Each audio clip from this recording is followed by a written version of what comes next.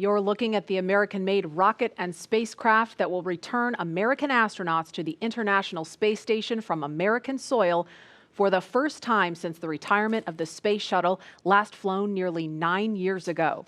Today, we're giving it another shot with our partners at SpaceX. Wednesday's first attempt was postponed due to that wild weather. But if all goes well today, we will mark a new first in NASA's storied history and usher in the commercial crew era of American spaceflight. There's astronaut Doug Hurley getting into his spacesuit, and he's being helped by one of the suit technicians there. He has flown into space 2 times before. He was the pilot on STS-127 and 135.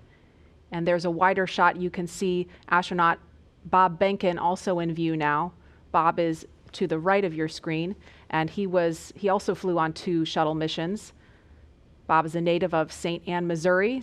And Doug is from Appalachian, New York. He was born in Endicott, considers Appalachian his hometown. We can see now NASA Administrator Jim Bridenstine. He's talking to the crew, and it looks like Associate Administrator Jim Morehard is also in the room, standing to the right of your screen. And these are great moments to get a last chance to talk to the senior leadership of NASA as they're about to go off and launch into the cosmos. And I think when you look at how Bob and Doug complement each other, and how these SpaceX suits, they really complement the astronauts too, because they're more form-fitted, they're custom-made, and this is a moment where they're getting ready to do the real deal. And Lauren, I think the integration of the suit and the vehicle and these seats is just really, really impressive how y'all at SpaceX did that. Yeah, the primary purpose of the spacesuit, it's a pressure suit. Now, the Dragon capsule is already pressurized, so even in the vacuum of space, the crew is safe when inside of Dragon. But in the unlikely event of an anomaly that causes the capsule to depressurize, we can actually flow oxygen or nitrox into the suit, and that will keep the astronauts pressurized in flight. So that's its main purpose. So it's that form and function, and some style there as well. And for the kids out there that have 3D printers or have 3D printed, the actual helmets were made by 3D printing. So you could be a spacesuit designer yourself because you already have the skill set, and or fly in space one day if you wanted to.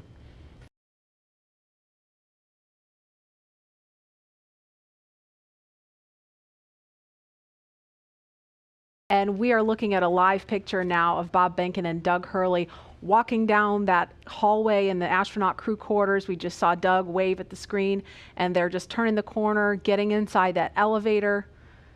And this, you can't see it from here, but there is a banner hanging there. You can kind of see it in the back. There's a banner hanging on the wall of the elevator with the signatures of all the people who worked on this mission. So it was really important for them to hang that up in there so Bob and Doug could see it. And there the doors are opening. Here they come. Great. And there they are, NASA astronauts. Small crowd, but big cheers. NASA astronauts Bob Behnken and Doug Hurley, Doug on the left, Bob on the right, waving to the crowd there to cheer them on.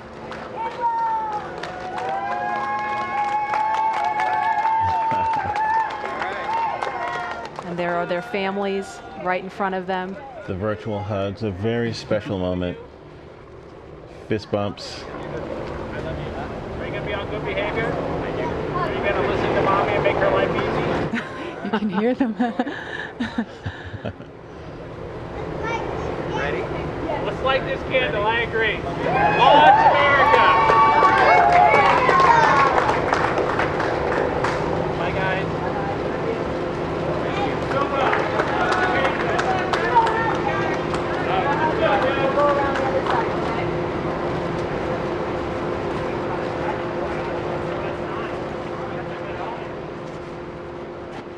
Now they are getting into the Tesla Model X that's going to take them to the launch pad, being strapped into their seats.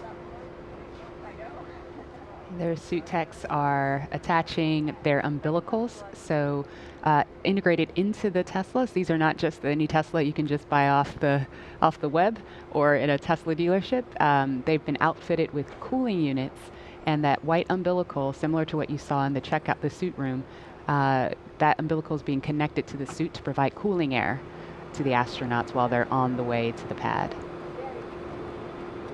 And those Falcon wing doors are closing. Super sleek. A rapid departure from the Astrovan.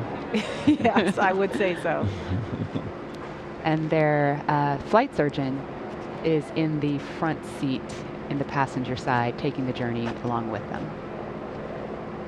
As I mentioned last time, we always think about the technology and the rockets, but this is what it's all about, the families coming together, supporting the families, us working together as a team to ensure they get up there safely and back home safely for their families.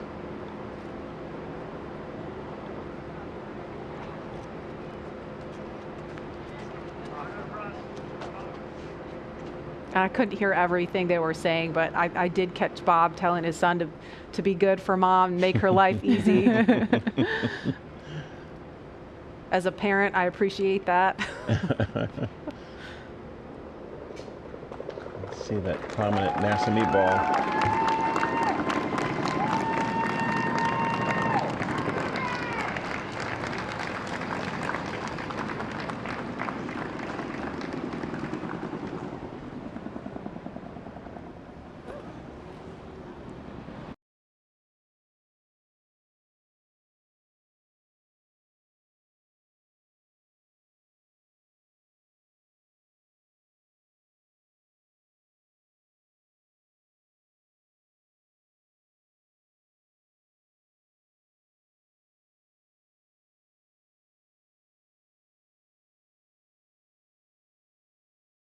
There's our hangar. We process Falcon Heavy in there. There are other boosters in that hangar as well.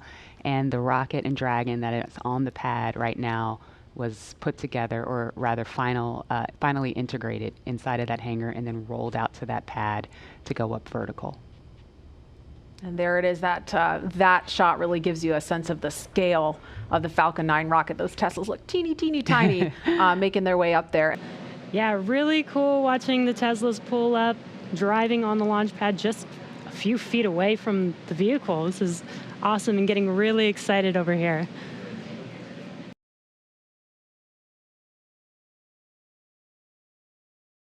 Looks like they've already gotten out of the car and they are walking up to the elevator that will carry them all the way up to the 255-foot level, and then they'll have a couple of steps to get up to the level where the crew access arm is.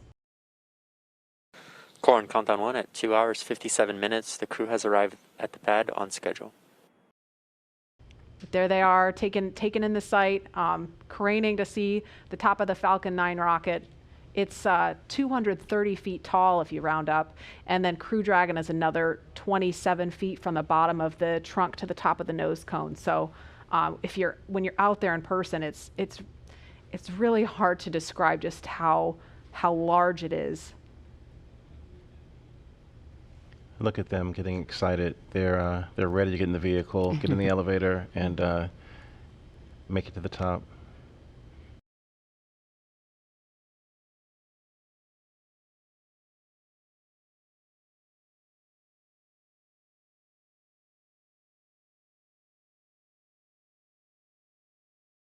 And we should hear a call any moment that the crew has arrived at the pad as they make their way up the stairs, and they're headed to the crew access arm now.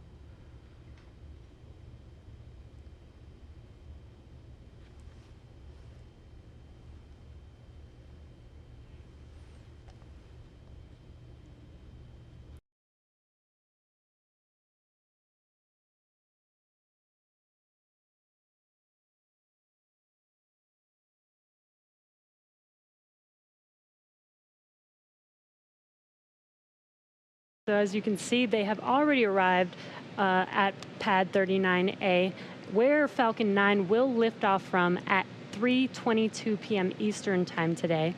They have ascended the tall structure already, which is next to the rocket, and it's called the fixed service structure, and also have already walked down the corridor, which is known as the crew arm, which is what they're standing in right now. That's right. And as they prepare to board Dragon, they have this one final stop that they're standing in right now, and that's the White Room. The White Room is literally just the room at the end of the crew arm that has an opening into Dragon. It is the last place on planet Earth Bob and Doug are going to be standing before they step into Dragon for their ride to the International Space Station.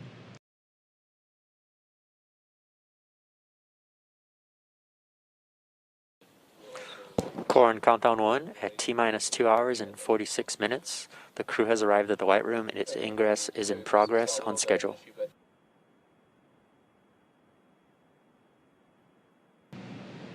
And as they climb into Dragon, they will buckle themselves in and attach their umbilicals to their suits. And as you can see, the suit techs are there to help them get buckled and settled into those seats. And we can see the seats slowly start to rotate. Again, they're in this down position just to make it easier to climb in and out of Dragon. They'll rotate to this launch position to put their backs a little bit more parallel to the ground. It makes taking the G-force a little bit easier for the crew on the way uphill, but most importantly, positions those touchscreens directly in front of them, which is just their gateway into Dragon. Dragon, SpaceX, seats are in the launch position. We copy. And launch control clear to retract the access arm on time. SpaceX Dragon displays are configured for launch. Copy. Bob, Doug, on behalf of the entire SpaceX team, it's been a huge honor to help you get ready for today's historic mission. Know that we're with you, have an amazing flight, and enjoy those views of our beautiful planet. Thanks, Jay. It is absolutely our honor to be part of this huge effort to get the United States back in the launch business.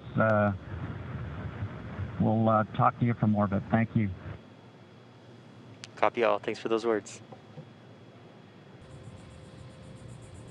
Falcon 9 is in startup. Dragon is in countdown. FTS is armed for launch. Under a minute now, the FTS, the flight termination system, has been armed. Dragon, SpaceX, go for launch. SpaceX Dragon, we're go for launch. Let's light this candle.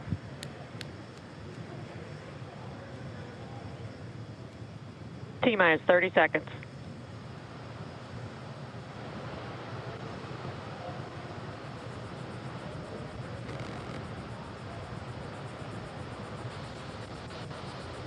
Stage 1 tanks pressing for flight. T-minus 15 seconds.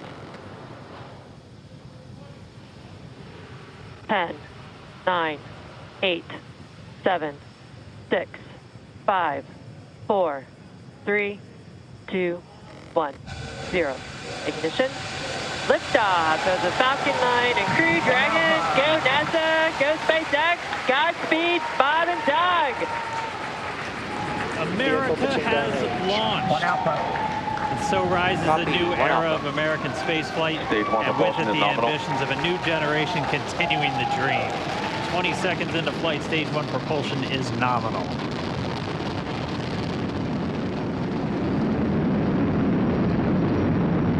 T plus 30 seconds into this historic mission.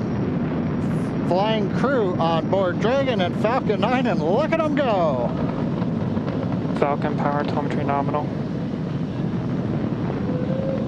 M1D throttle down. We're throttling down to get ready for the period of maximum dynamic pressure. We're in the throttle bucket. Reports say all systems are go. Vehicle is supersonic. We've exceeded Mach 1 on the Falcon 9. M1D throttle up. We're throttling back up to full power as we're through max Q. Copy, 1 Bravo. And we heard that 1 Bravo call out. That's just the second abort zone that they're in. They'll continue to be on this until the first stage has done its job and they switch over to the second. At this point, Bob and Doug pulling about 2.3 Gs, 2.3 times the Earth's gravity, already moving at over 1,500 miles per hour. We've heard the call out for MVAC engine chill. That's getting the MVAC engine ready to light. That'll come at about 2:44 into flight. Right now, everything continuing to look good. Next major event coming up is going to be the triple We'll have main engine cutoff of the 9 first stage engines, stage separation, and then ignition of the second stage engine to continue to carry astronauts into orbit. Coming up in about 20 seconds. M1D throttle down.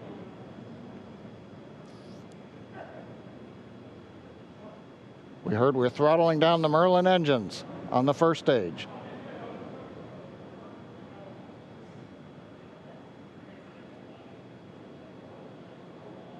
And we have MECO. MECO. 2 Alpha. Falcon stage separation confirmed. Copy, 2 Alpha. MVAC ignition.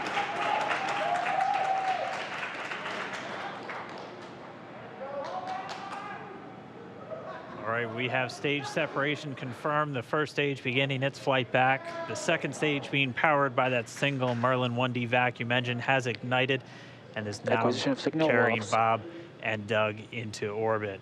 So they're going to continue under the power of this second stage. Stage 2 propulsion is nominal. Which will cut off at SECO, or second engine cut off, at about 8 minutes and 44 seconds into today's flight. So a little over 5 minutes to go still on this second stage. You heard the call out 2 Alpha, so they're now in the longest abort zone that carries them all the way from about North Carolina up the eastern seaboard, almost to Canada. Things looking good though, getting good call outs, nominal propulsion on that second stage. Bob and Doug continuing to make their way into orbit.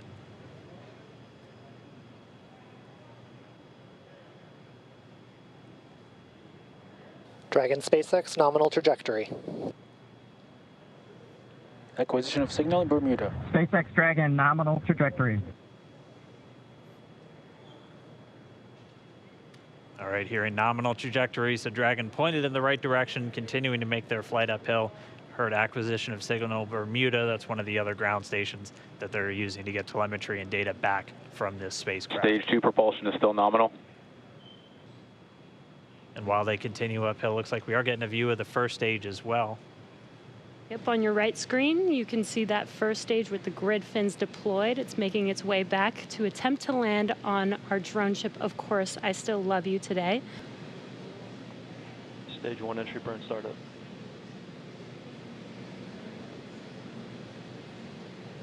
And there is that entry burn beginning. This burn lasts about 36 seconds long. Stage 2 FTS is saved.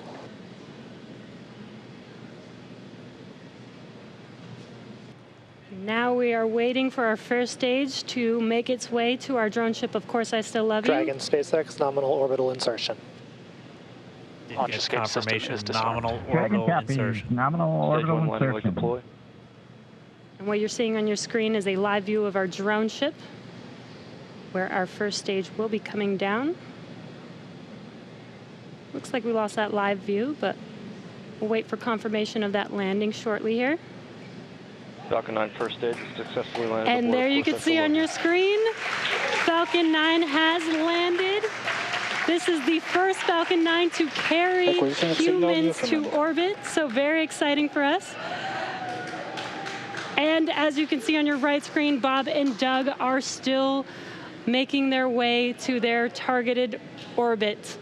M1D to recovery 1. So exciting today. M1D. It doesn't stop. It does not stop. All right, we did hear again that call out, good orbital insertion, so that means Falcon 9 and Dragon right now exactly where they're supposed to be. M1D to FRC on recovery 1. And it's right at about 12 minutes when Dragon will separate. Looks like we saw a 0G indicator floating around there. I know Bob and Doug owe us a little bit about what exactly that is that they brought up with them.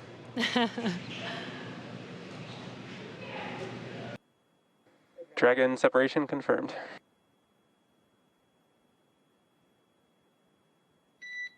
Countdown 1 is unmerged. Separation confirmed. And there's that call out. Dragon is now officially making its way to the International Space Station today. Dragon SpaceX with that separation call. We have a few words for you from our Falcon 9 team. standing by. Dragon, Chief Engineer on Dragon to ground. Bob Doug, on behalf of the entire launch team, thanks for flying with Falcon 9 today. We hope you enjoyed the ride and wish you a great mission. Thanks, Bala. Congratulations to you and the F9 team for the first human ride for Falcon 9, and it was incredible. Appreciate all the hard work, and thanks for the great ride to space. Copy all. Power and Mike, proud of you guys and the rest of the team. Thank you so much for what you've done for us today, putting America back into low Earth orbit from the Florida coast. Copy all. Good luck. Godspeed.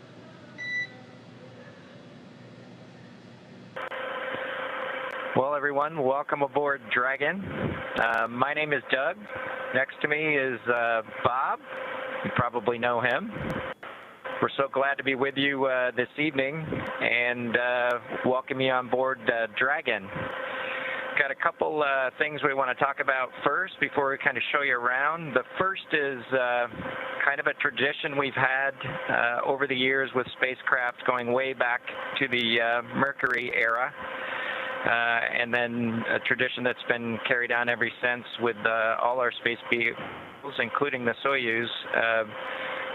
We're given the honor to name this capsule. I know most of you at SpaceX especially know it as Capsule 206, but I think all of us thought that we could maybe do a little bit better than that. So without further ado, we would like to welcome you aboard Capsule Endeavour. We chose Endeavour for a few reasons. One, because of this incredible endeavor NASA, SpaceX, and the United States has been on since the end of the shuttle program back in 2011. The other reason we named it Endeavour is a little more personal to Bob and I. We both had our first flights on Shuttle Endeavour, and it just meant so much to us to carry on that name. That's what we decided to go with. So we hope you enjoy that name, and once again, welcome on board. Well, good evening, everybody, and welcome aboard Endeavour, the SpaceX vehicle headed to the International Space Station. Today, we accomplished the first flight off the Florida coast in quite some time, and Doug and I were really proud to have an opportunity to be a part of that. We're doing it in a brand new spaceship, a spaceship that's a lot different than its namesake Endeavour, the space shuttle, in that it has touch display screens that allow us to accomplish most of the interfacing requirements that we have. We'll have Doug pans over and points at the display in front of me. You can see the forward view that we had during the maneuvers that we most recently did. You can look out the window. It looks like the centerline camera doesn't have a lot of content on it now. We're kind of pointed into space so that the windows can see the Earth below us. But we've got the capability to interface with the vehicle, and it's kind of interesting. There's a command. This little button over here is actually what the commands are for our displays. One thing that does get lost is there is a extensive button panel down below as well. So over on this side, we can turn the displays on and off, as well as send some commands for some contingency situations.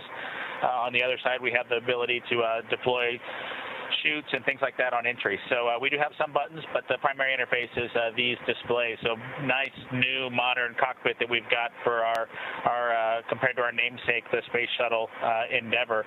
I'm going to migrate a little bit away from our seats here, and Doug from his seat is going to continue to try to follow me so you can tell what can be seen from the seat that he sits in.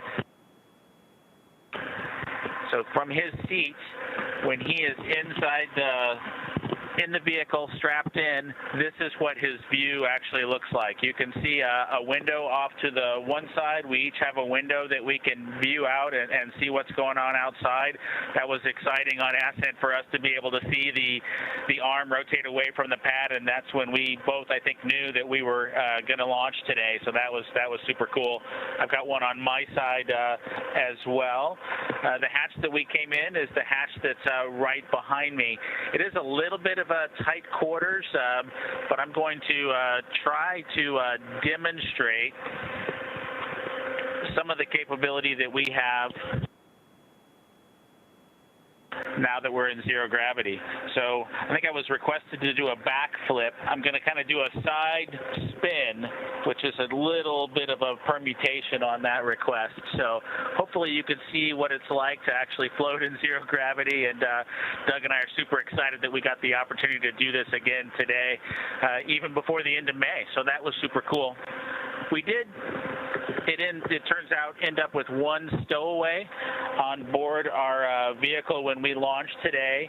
It was not just Doug and I who accomplished the launch here. We do have an apatosaurus aboard. We both have two boys who are super interested in dinosaurs.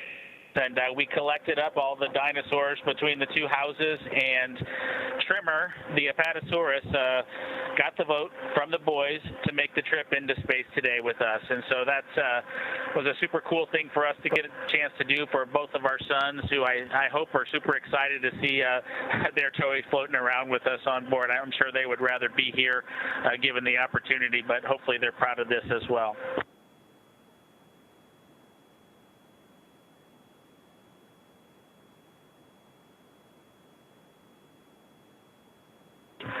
Okay, as we work our way towards one of the windows, unfortunately it's getting a little bit dark, but I don't know if Bob can pan over here. We just passed off of the coast of Newfoundland, and we're headed over to over the Atlantic right now. I don't know if you can get a good picture of that.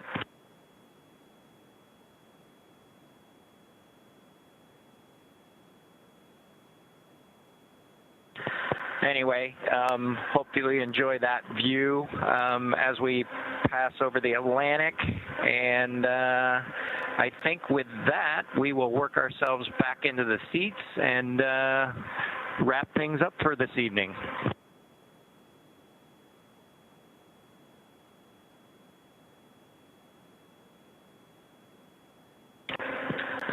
So Doug's there making a nice big smile for the camera.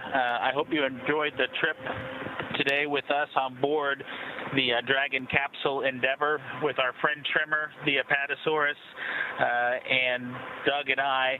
We just would like to thank SpaceX, we'd like to thank NASA, and we'd like to thank the American people for the opportunity today. And we're really proud of the entire team that was able to accomplish human space flight again from the Florida coast. Just a wonderful experience. Doug and I are just so proud to be a part of it, and just want to thank everybody who gave us this opportunity and worked so hard to make this happen today. So with that, I think it'll be good night from Capsule Endeavour. Good night to everyone at NASA, at SpaceX, and the United States, and congratulations to the teams that got us into orbit. And we're looking forward to seeing Chris Cassidy and his Russian colleagues on board the International Space Station tomorrow morning. Good night, Megan and Theo. And Karen and Jack.